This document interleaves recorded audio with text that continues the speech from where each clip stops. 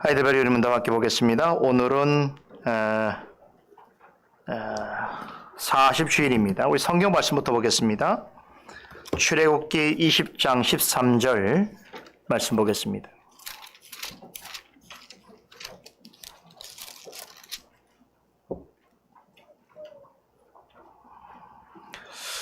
자, 뭐 다 아시는 말씀이니까 우리 6째 계명이니까요. 읽습니다. 살인하지 말지니라. 자, 신명기 5장 17절도 있는데 같은 말씀이니까요.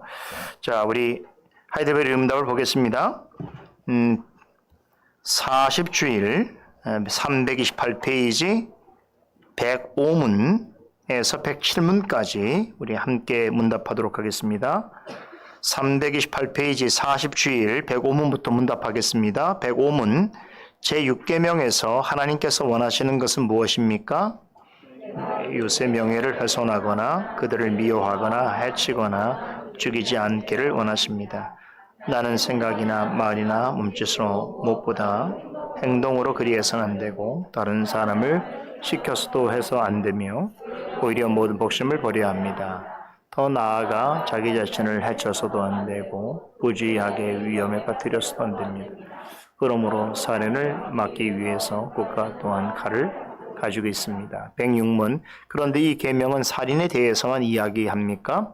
아닙니다. 하나님께서는 살인을 금함으로써 살인의 뿌리가 되는 시기, 증오, 분노, 복수심 등을 미워하시며 이 모든 것을 살인으로 여기신다고 가르치십니다. 107문 앞에서 말한 방식으로 우리 이웃을 죽이지 않으면 그것으로 이 계명을 다 지킨 것입니까? 아닙니다. 하나님께서는 시기와 증오와 분노를 정죄하십니다. 우리가 인내와 합병과 온유와 자비와 친절을 보이며 우리가 할 수 있는 한 그들을 해악으로부터 보호하며 심지어 원수에게도 선을 행하라고 하셨습니다.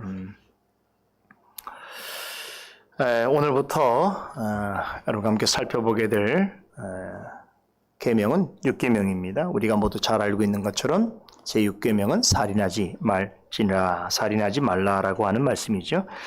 자, 이 계명은 10계명 전체에 있어서는 당연히 6번째 해당되는 것이고, 그리고 둘째 돌판으로 보자면 몇 번째인가요? 둘째 돌판이 5계명으로 시작되니까 두 번째 해당되어지는 계명인 것이죠.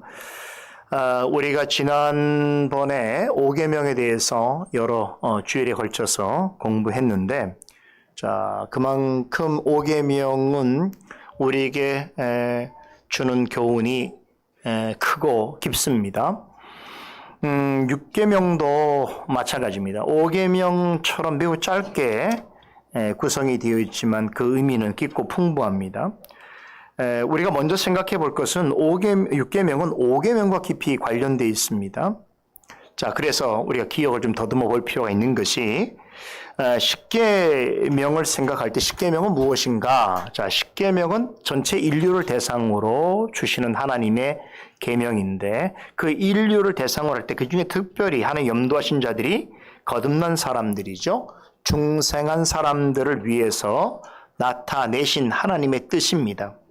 그런데 이 뜻은 하나님의 형상으로 지음받은 사람이라면 어느 때든지 어느 시기든지 보편적으로 적용돼야 될 하나님의 뜻이라는 거예요. 그래서 다른 말로 10계명을 영원한 도덕법이라는 거예요. 영원한 도덕법이라는 것은 어느 시대든지 이 계명과 이 규범이 누구에게나 보편적으로 적용되는데 믿지 않는 사람들에게도 적용되지만 그들은 이것이 하나님의 뜻인지 모르니까 그렇죠? 문제가 있죠. 그렇지만 우리 거듭난 사람에게 있어서는 하나님의 뜻으로서 난 보편적인 하나님의 계명이기 때문에 영원한 도덕법이다 이렇게 부르는 것입니다.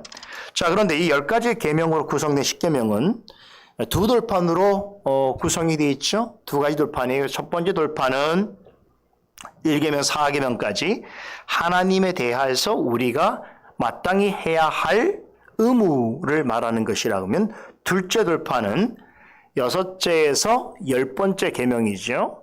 이 계명은 이웃에 대해서 우리가 마땅히 행해야 될 의무를 가르치는 것입니다. 자, 그런데 이 십계명 전체의 핵심적 요점을 누가 정리를 잘 해주셨어요?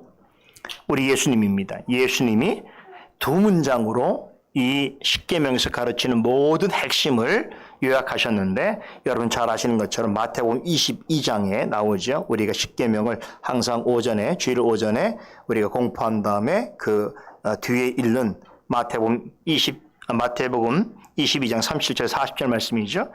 다시 한번 우리 암송해 볼까요? 예수께서 이르시되 내 마음을 다하고 목숨을 다하고 뜻을 다하여 주 너의 하나님을 사랑하라 하셨으니 이것이 크고 첫째 되는 계명이요 둘째는 그와 같으니 내 이웃을 내 몸같이 사랑하라 하셨으니 이 두 계명이 온 율법과 선자의 강령이니라 라는 이 말씀인데 이건 너무나 대단한 말씀이에요. 왜냐하면 구약에 있는 모든 율법들 그중에 특별히 영원한 하나님의 뜻으로서 인류에게 특별히 거듭난 성도에게 주신 십계명을 압축적으로 요약한 것이 예수님께서 어떻게 요약하셨냐면 두 가지죠. 첫째는 마음과 성품과 뜻을 다해서 우리 하나님을 사랑하라는 것이고 둘째는 이웃을 자기 몸처럼 사랑하라는 것입니다. 그래서 예수님이 십계명을 요약한 핵심을 한 단어로 말하면 뭐겠습니까? 사랑이에요. 사랑. 사랑이란 말로 십계명은 요약될 수 있어요. 예수님께서 요약하신 거니까 우리는 그것을 정말로 굉장히 신뢰해야 되는 것이죠. 그러니까 십계명은 크게 말하자면 하나님에 대한 사랑과 이웃에 대한 사랑을 하나님의 뜻에 따라서 하나님이 요구하시는 뜻에 따라서 알려주는 것이다라고 말할 수 있는데 자 그런데 종교개혁자 루터는 이렇게 말했어요. 10가지의 이 계명, 십계명은 사실 근원적으로 모두 하나님의 사랑을 가르치고 있다. 이렇게 말했습니다. 무슨 뜻인가 하면 우리가 둘째 돌판에 있는 5째에서 10번째까지의 계명도 사람에 대하여 하는 의무이긴 하지만 하나님의 뜻에 따라서 사람에게 하기 때문에 그것은 곧 하나님을 사랑하는 것이라는 그런 해석인 것이죠. 그러니까 첫째 돌판에 있는 내용만 하나님을 사랑하는 것이 아니고 둘째 돌판에 나와 있는 내용도 하나님의 뜻으로서 난 것을 우리가 순종하는 것이니까 실제로는 그 순종한 행위를 통하여 하나님을 사랑하는 것이다. 이렇게 루터는 해석을 합니다. 이해되시죠?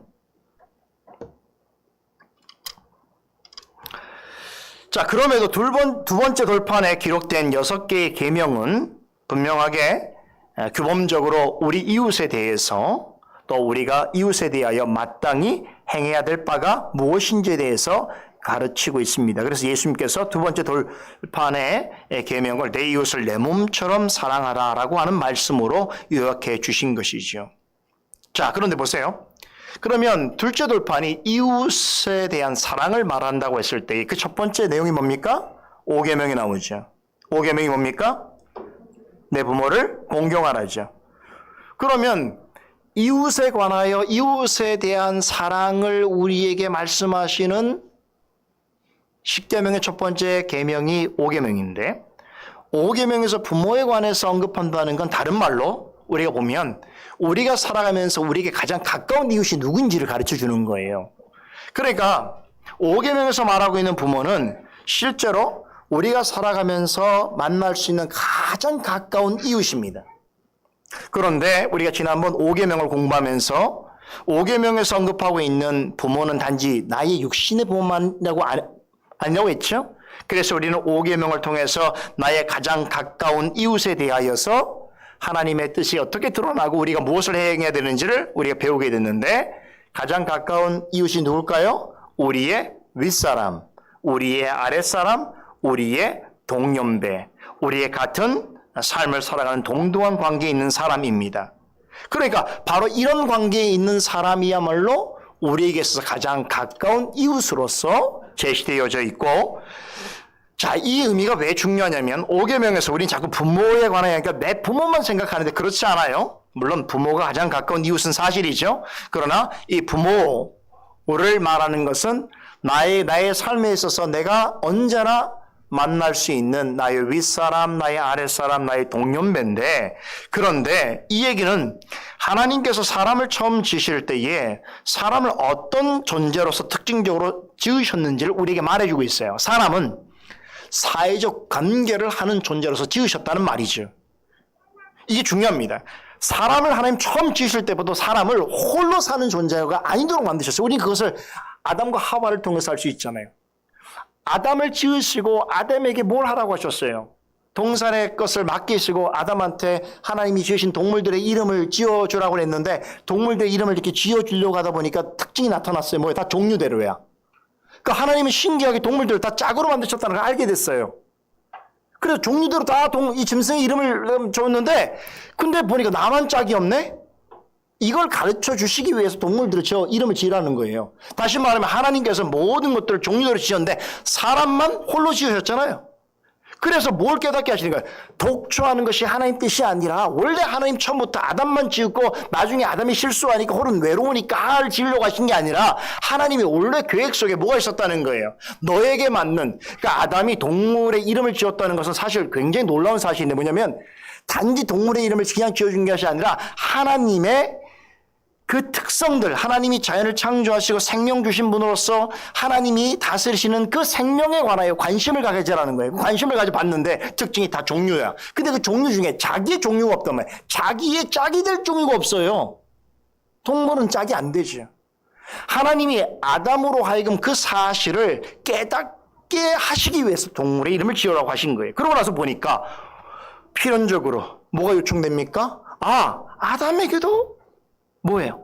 짝이 필요하구나. 그래서 하나님께서 뭐라고 말씀하십니까? 하나님께서 사람이 독초하는 것을 보기 좋아하지 아니하신다. 하나님의 원래 계획은 어떻습니까? 홀로 사람을 지으시지 않고 반드시 짝으로 종류로 지으시는 것이 하나님의 뜻인데 아담으로 하여금은 그것을 절실하게 깨닫고 하나님 뜻으로부터 받아들이게 하신 다음에 그에게 하와를 주는 방식을 택하셨던 것이. 이해되세요? 그래서 보세요. 이제 아담 남자와 여자만 만들지 아니하시고 부모는 자식과 함께 또 사람은 다른 사람과 함께 지내도록 하셨지요. 그 많은 사회학자들은 그래서 사람을 사회적 동물이라는 표현을 쓰는데 그건 상당히 어떻게 보면은 하나님께서 사람의 형상으로 하나님의 형상대로 사람을 지으신 것에 대하여 조금 좀 편가절하하는 편이죠. 그렇죠? 왜냐하면 사회적 사람은 사회적 동물이 아니라 사회적인 존재로서 지은 거죠. 그렇죠. 자, 그러면 사람과 사람의 관계를 가지고 살아야 할 사회적 존재로 지으셨기 때문에 이 사회적 관계가 제대로 형성되기 위해서 뭐가 필요할까요? 그 관계 속에 권위와 질서를 두셨어야 되는 거예요. 그렇죠. 그래서 하나님께서 5계명을 통해 그걸 가르쳐 주시는 거예요. 사람은 이웃과의 관계를 맺고 살아가는 사회적 존재로서 지으셨는데 그 지음이 올바르게 하나님 뜻 가운데 유지되기 위해서는 반드시 권위와 질서가 필요한 것이고 그 권위와 질서 속에서 유지되어지는 관계 속에서의 다른 사람에 대한 가까운 이웃에 대한 나의 책임과 의무가 무엇인지를 가르쳐 준 것이 5계명입니다.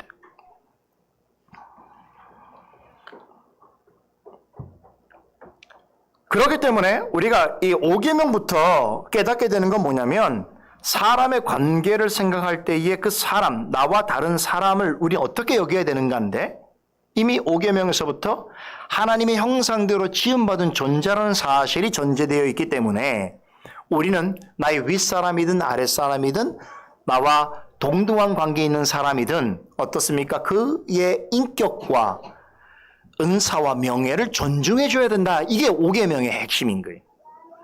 자, 5계명을 이렇게 이해하니까 좀 다르죠?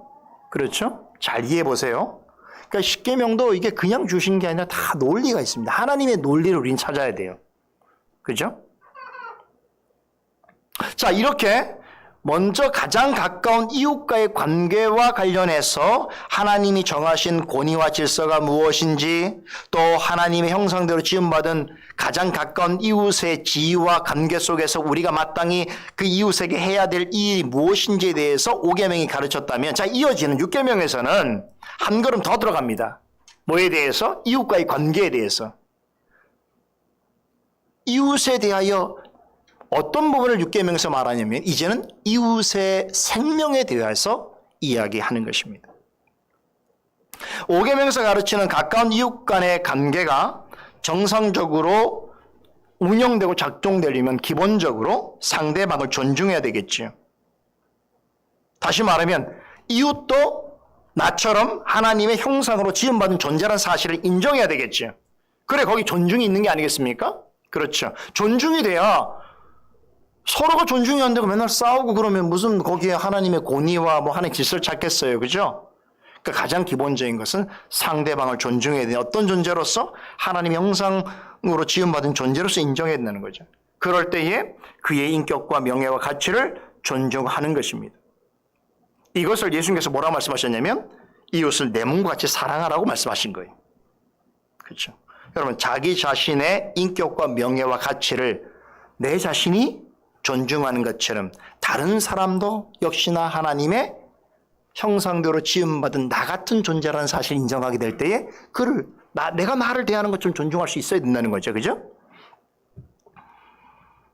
자, 그런데 6계명을 보시면 6계명은 자, 살인하지 말라라는 말씀으로 우리에게 제시되어 있는데 부정적인 금령이죠. 그러니까 하지 말라라고 하는 말씀으로 기록되어 있어요.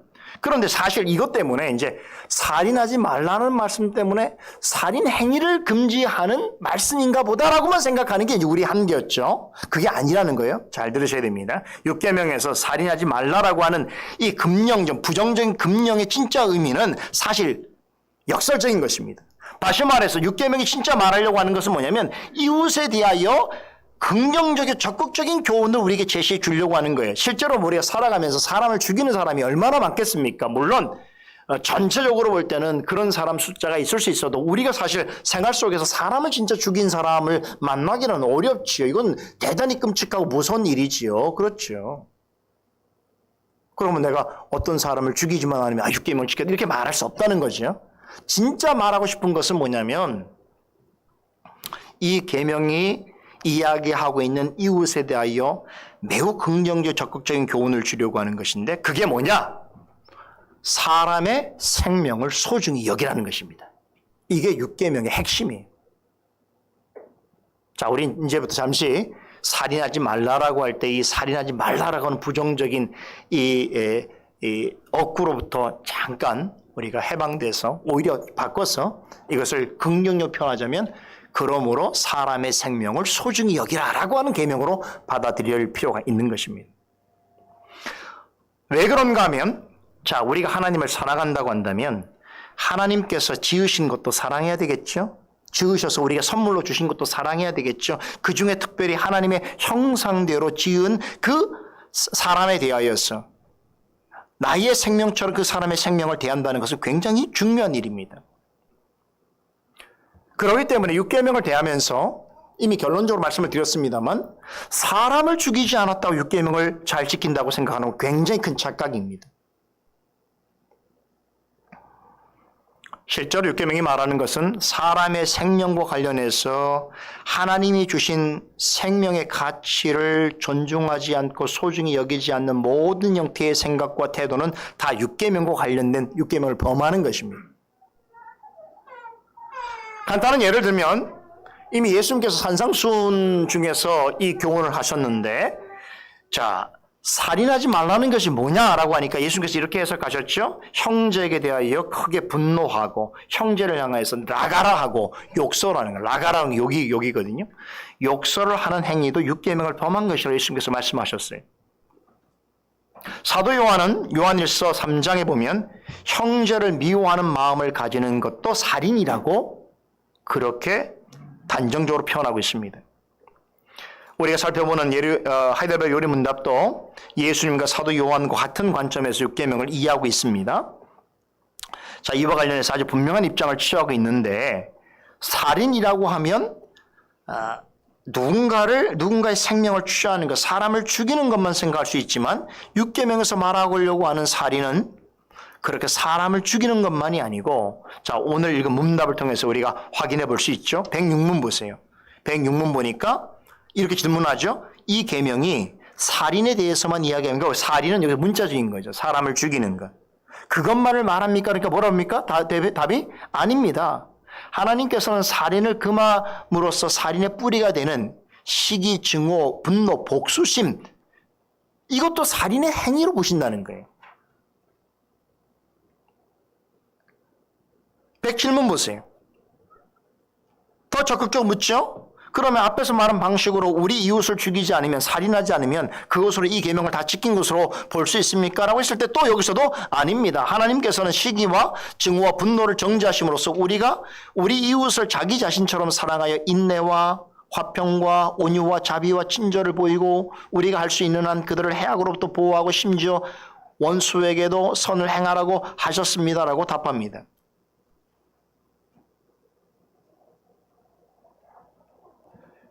이걸 다르게 말하면 이웃을 죽이지 않는다 하더라도 이웃을 자신처럼 사랑하지 않으면, 다시 말해서 이웃에게 적극적으로 사랑을 행하지 않으면 6계명을 온전히 지켰다라고 장담할 수 없다는 의미겠지요.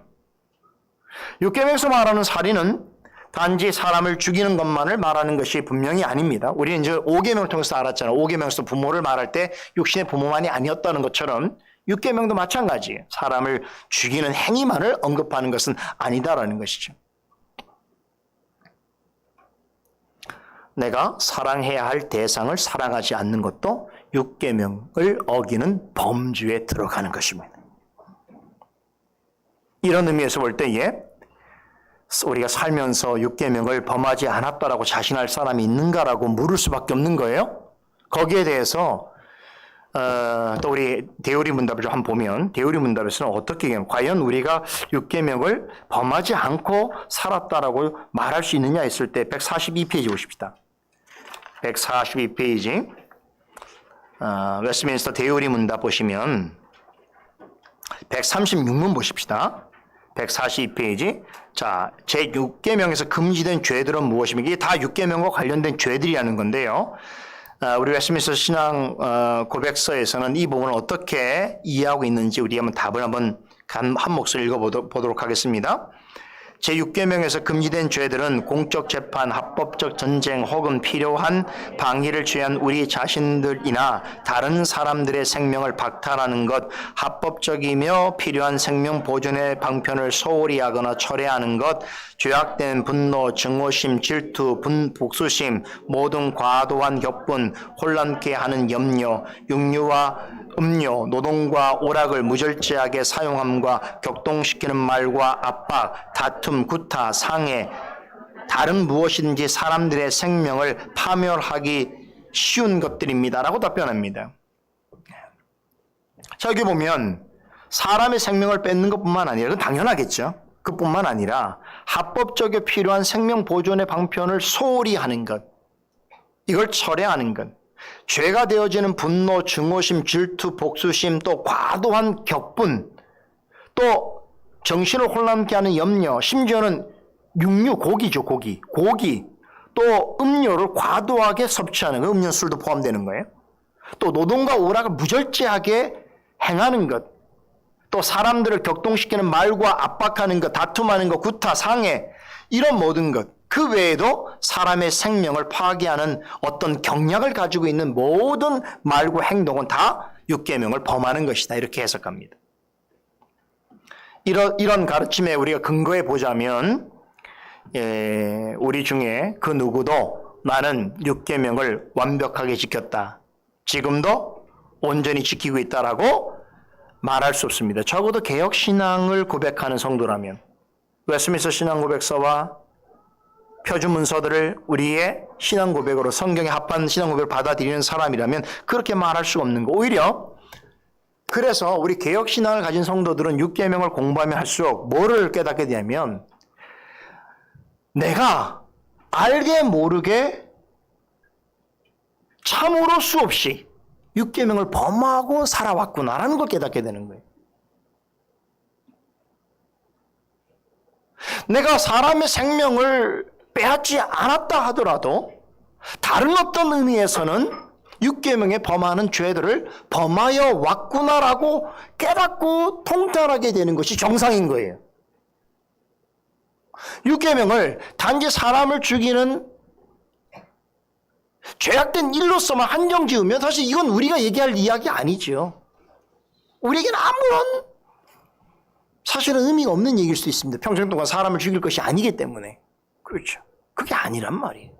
그래서 그 누구도 육계명을 들 때 이렇게 팔짱 끼고 편안하게 마치 남 얘기하듯이 남에 관한 이야기, 남의 잘못을 지적하는 이야기처럼 들을 수 없다는 거예요. 이게 개혁신앙에서 가르치는 육계명에 관한 기본적인 이해입니다. 말씀드렸듯이 세상에는 사람을 죽인 사람보다 사실 죽이지 않는 사람이 훨씬 많죠. 사람을 죽인다는 게 보통의 일이 아니죠. 이거는 뭐 어떤 이유로든지 사람을 죽인다고 하는 것은 이거는 뭐 너무나 무섭고 끔찍한 일입니다. 실수도 그럴 수밖에 없겠죠. 하지만 말씀드린 것처럼 우리가 직접 그런 일과 관련되지 않았다고 해서 육계명이 내 자신과 관련이 없다라고 생각해서는 안 된다는 거예요. 자, 여러분, 육계명을 이해할 때에 사람을 죽이지 않았다면 육계명을 다 지킨 것이라고 생각했던 사람들이 있었죠. 누굽니까? 예수님 시대에 누구였어요? 서기관과 바리새인들이. 그래서 예수님께 이 질문했잖아요. 우리는 사람을 죽이지 않았으니까 율법을 지켰다는 그런 주장을 한 거예요. 문자적으로 이해했던 것이지요.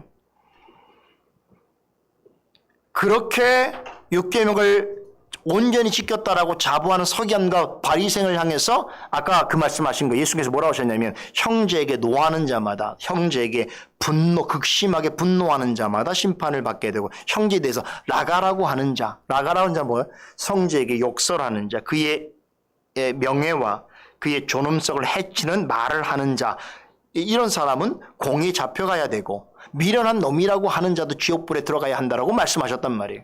그러니까 사람을 죽이지 않았다고 하더라도 이웃에게 분노심을 가지고 그것을 직접적으로 표출하고 이웃을 향해서 미련한 놈 이렇게 모욕하는 어떤 말을 하더라도 그 육계명을 범한 것이라 예수님께서 설명해 주고 계시잖아요. 그런데 어떻게 사람을 죽이지 않았다고 해서 육계명을 그렇게 담담히 마치 남의 이야기처럼 받아들일 수 있냔 말이에요. 자, 우리 복음서에 보면 어느 날 예수님께 찾아와서 예수님에게 선한 선생님이요 내가 무엇을 하여 영생을 얻을 수 있습니까? 라고 물었던 두 사람이 있죠. 관원과 부자 청년입니다. 뭐 같다라고 보는 사람도 있고 아니라고 보는 사람도 있습니다. 여하튼 간에 이들이 예수님에 대해서 이렇게 질문했을 때 사실 이들은 바리새인과 서기관과 같은 생각을 가진 사람들이에요. 왜 그러냐면 자신들은 사람을 죽이지 않았기 때문에 살인하지 말라고 하는 계명을 잘 지켰다고 자신했습니다. 그래서 예수님께서 이런 질문을 하는 그를 향해서 내 부모를 공경하라, 살인하지 마라, 간음하지 말라, 도둑질하지 말라, 거짓 증거하지 말라라고 하는 말씀을 전하시면서 지켰냐고 묻게 되니까 뭐라고 했습니까? 그것들을 하나하나 예수님이 언급하실 때마다 이 관원과 부자 청년은 내가 어려서부터 이 모든 것들을 다 지켰나이다라고 자신 있게 답했어요. 이걸 통해서 우리는 이 두 사람은 혹은 동일이는 서기관과 바리새인들처럼 십계명을 문자적으로 이해하고 있었다는 걸 알 수 있습니다. 직접적으로 이런 행위를 하지 않으면 계명을 지킨 것이라고 생각했을 때에 자기 자신을 어떻게 합니까? 자신의 의로움을 드러내고 그렇기 때문에 나는 다른 어떤 무엇을 더 해야 더 좋은 영생과 구원을 얻을 수 있습니까? 라고 하는 그들의 관심사를 예수님께서 아시고 이렇게 답변하셨죠. 그럼 오히려 내가 너에게 네가 부족한 것이 있음을 지적하니 너에게 있는 모든 것을 팔아서 가난한 자에게 나눠주고 나를 쫓으라고 말씀하셨습니다. 그때 두 사람은 어떻게 했다고 그랬죠? 그 사실을 심히 근심하면서 내가 부자라는 사실, 내가 모든 걸 다 팔 수 없는 나의 형편을 생각하면서 근심하면서 되돌아갔다는 것이 여기서 말한 핵심 뭐겠습니까? 이들이 그동안 계명을 다 지켜왔다는 게 그게 스스로 자만이었다는 거, 사실이 아니었다는 거죠. 내 스스로가 십계명을 다 지키는 것과 하나님의 관점에서 십계명을 지킨 것을 보는 것하고는 엄청난 차이인 것이. 사실은 우리가 주일 예배를 드릴 때마다 십계명을 사실 십계명을 선포할 때마다 우리는 두렵고 떨리는 마음이 있어야 돼요. 그냥 이거를 매 예배 시간마다 하는 그런 연례적인 일로 생각하면 감동도 없고 그냥 예배 순서로 생각할 수 있지만 이걸 하나님께서 예배를 인도하는 자의 입술을 통하여 하나님의 말씀을 우리에게 증거하는 것이라고 우리가 받아들인다면 사실 굉장히 두렵고 떨리는 것이 이번 한 주를 살면서도 내가 6계명, 한 계명만 지금 보더라도 내가 과연 분노하지 않았는가, 이웃에 대하여서 명예를 해치는 행동과 말을 하진 않았는가, 그죠?